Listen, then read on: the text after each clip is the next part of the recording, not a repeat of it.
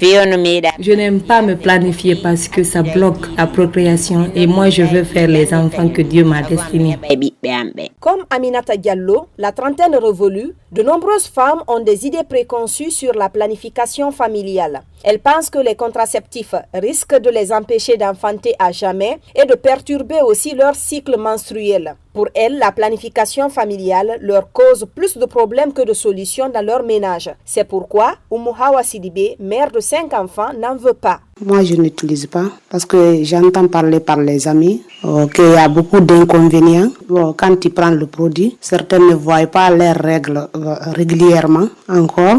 Ça va te donner des maladies. Tu ne pourras pas avoir rapidement de médicaments pour ça. Avec les maris aussi, c'est pas facile. Ils vont dire, tu es là, tu ne fais pas des enfants pour moi. Donc tout ça là, ça peut causer des divorces, des disputes chaque fois dans le foyer. L'usage des produits contraceptifs est aussi mal perçu par Fatoumata Binta Diallo. Cette autre mère de famille âgée de 29 ans avec 6 enfants ne compte jamais utiliser le planning familial à cause, dit-elle, de ses conséquences sur la santé. Dans l'espacement des naissances, il y a des femmes qui utilisent des produits qui disparaissent par la suite dans leur corps. Elles vont chercher fatiguées sans succès. Cela peut immobiliser les mains de certaines, d'autres les jambes et à cause de cela, elles n'enfanteront jamais. Moi, je conseille mes sœurs de faire le nombre d'enfants que Dieu leur a donné, quel que soit leur âge. À cause de ces préjugés, les femmes n'espacent pas les naissances, parfois même au détriment de leur santé. À cela s'ajoutent les obligations conjugales. Mariam Ba, femme au foyer, témoigne. Moi, j'ai tout fait pour me planifier au moins pour 2 ans. Mais mon mari n'accepte pas. Il est très catégorique. Il estime qu'il n'a pas d'autre femme que moi. Et il ne veut pas faire l'adultère. Comme c'est le mariage, je n'ai pas le choix.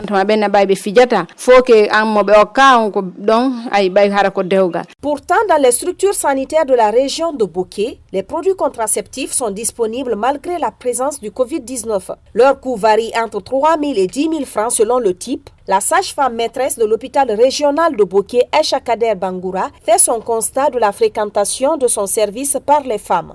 Bon, maintenant là, c'est les jeunes filles qui viennent souvent. Les femmes mariées, souvent, eux, ils prennent dans la salle d'accouchement. On a des problèmes par rapport à ça. Puisqu'il y a d'autres, tu peux les rencontrer dans la salle d'accouchement. Ils ont fait beaucoup d'accouchements. Quand tu leur vraiment proposes d'accepter une méthode de planification familiale, il y a d'autres, avant qu'elles n'accouchent, elles peuvent accepter. Maintenant, après l'accouchement, elle te dit vraiment, moi, il faudrait que je demande l'avis de mon mari, ou bien après mes 40 jours, je vais revenir. Plus souvent, c'est les femmes qu'on rencontre avec une autre grossesse dont elle n'a pas désiré. Puisqu'elle se dit qu'elle est nourrice. Quand je fais des contacts avec mon mari, je ne vais pas tomber enceinte. Ça, c'est des problèmes. Pour des raisons culturelles et religieuses, les hommes refusent d'adhérer à la planification familiale. Ils interdisent à leurs épouses d'en faire de même au risque d'être répudiés. Mais que recommande l'islam? L'inspecteur régional des affaires religieuses de Boké, Mohamed Hakim Yatara, répond. L'islam permet l'espacement des naissances en commençant par l'allaitement. Il dit que d'allaiter les enfants pendant 2 ans. Donc il a encore dit, en cas pour certains hommes qui ne veulent pas attendre pendant 2 ans, à un arrivé c'est vrai son enfant, ou bien à un an 6 mois, mais d'utiliser contraceptifs pour ne pas que la femme tombe encore en grossesse.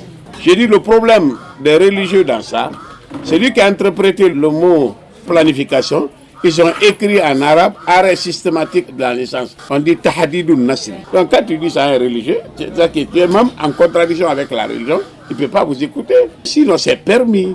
Le christianisme aussi prévoit l'espacement des naissances. L'abbé Alexandre Loua, administrateur de la paroisse Sacré-Cœur de Boké. Le christianisme reconnaît vraiment cette planification dans le cadre de la natalité d'abord, et aussi le respect de l'homme, la dignité de l'homme qui est là. Et aussi, il y a plusieurs points qui sont liés à ça. Le point de vue économique, le point de vue sanitaire qui est là aussi, mais surtout la dignité dans le respect de la natalité aussi. Donc, sur ce plan, le christianisme en reconnaissance cela demande de respecter cette planification, à ne pas mettre des enfants de façon désordonnée. Conscient des contraintes liées à la promotion de la planification familiale au sein des communautés très attachées à leurs coutumes et mœurs, le ministère de la Santé et son partenaire PSR-KFW ont initié un projet de sensibilisation dans la région de Boké afin d'améliorer la prévalence contraceptive. Le directeur régional de la santé de Boké, Dr Mamadou Djoué-Bari. Nous sommes en train de mener des sensibilisations. On a commencé par la formation des relais communautaires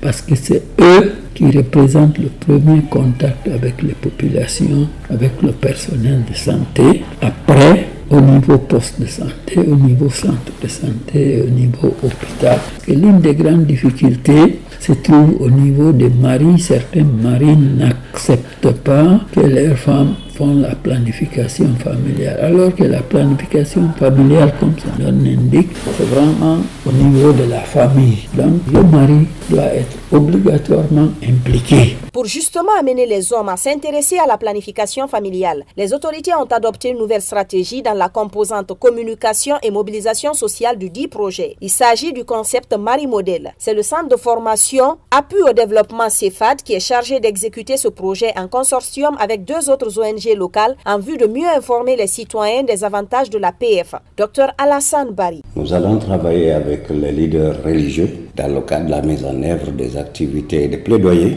et de communication pour amener les hommes et les femmes à adhérer. Et c'est dans cette dynamique même qu'on a mis en place des écoles de mari. Les écoles de mari sont des noyaux, des époux qui s'intéressent beaucoup à la santé de leurs femmes, mais aussi à la santé de leurs enfants. Nous allons utiliser ces maris qu'on a appelés maris modèles qui vont influencer leurs camarades, leurs amis pour adhérer aux activités du programme.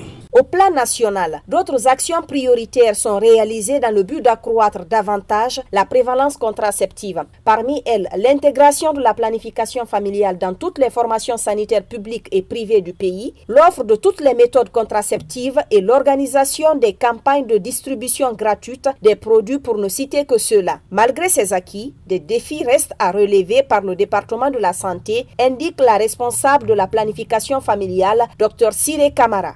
Par rapport à la création de la demande, il faut toujours continuer à sensibiliser pour qu'il y ait beaucoup plus d'adolescents et jeunes qui viennent vers les structures pour bénéficier de ces services-là. Il y a aussi l'offre et l'accès aux services. Ce qui est important, c'est de continuer à renforcer les compétences des prestataires, de continuer à mettre les moyens à leur disposition pour qu'ils continuent à offrir les services de qualité, la sécurisation des produits.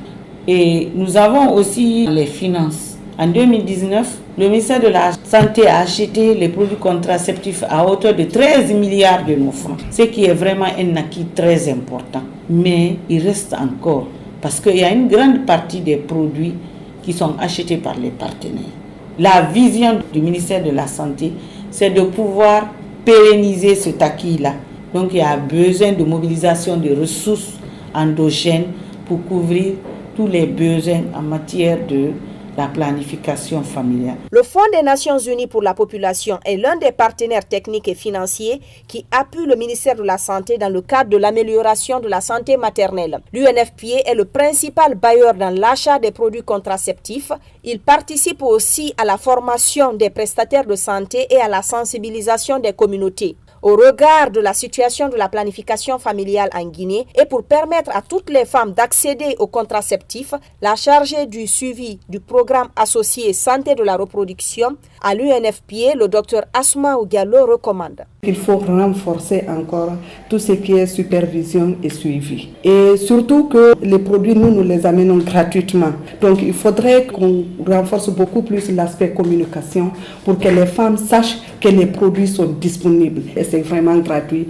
Et à la fin de chaque trimestre, les produits sont envoyés, comme on dit, jusqu'au dernier kilomètre. C'est-à-dire normalement, même dans les postes de santé les plus reculés. Sur le terrain, des progrès en matière de planification familiale sont remarquables, mais de gros efforts restent à fournir pour l'accroissement de la prévalence contraceptive en Guinée, qui est de 11% selon le mix de 2016, ce qui contribuera à réduire considérablement la mortalité maternelle qui est de 550 décès pour 100 000 naissances vivantes selon l'enquête démographique et santé de 2018.